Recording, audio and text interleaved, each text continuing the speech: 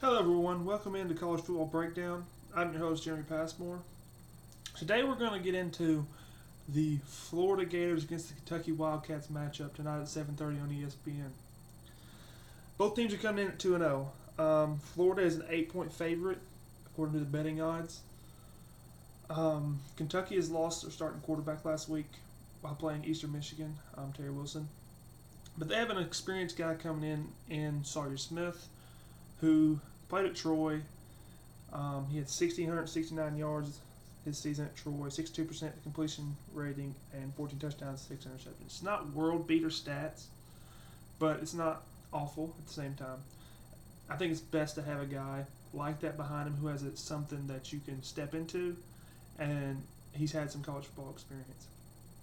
Up front, Kentucky brought back 3 returning offensive linemen, and they lost Bunchy Stallings, who was an All-American last year. But I think this is where the game's going to be won and lost, which every football game's won up front.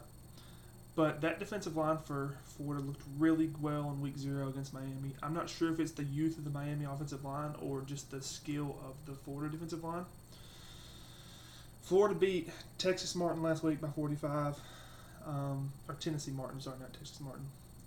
Not really anything to see there. They went in and handled their business and did what they were supposed to do. Kentucky has 2 wins, one over Toledo, 38-24. It was a little closer than a lot of people would have liked it to be in the first half, and then Kentucky kind of pulled away. And then last week they played Eastern Michigan.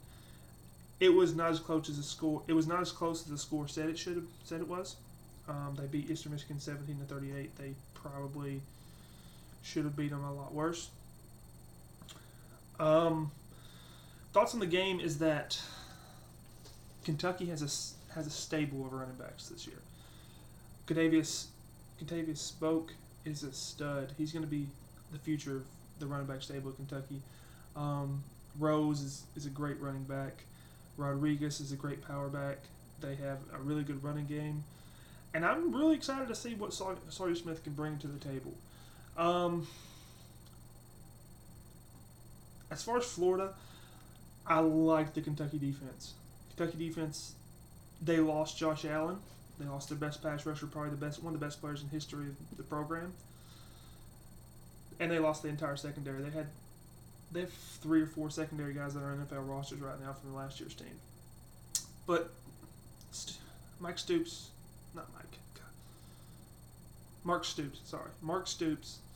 continuously just brings in defensive players and is just overall a great recruiter of the state of Ohio. And now they've even gotten into Florida a little bit.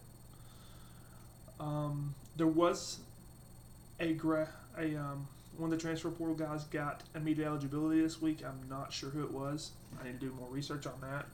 But I don't know if he'll even play.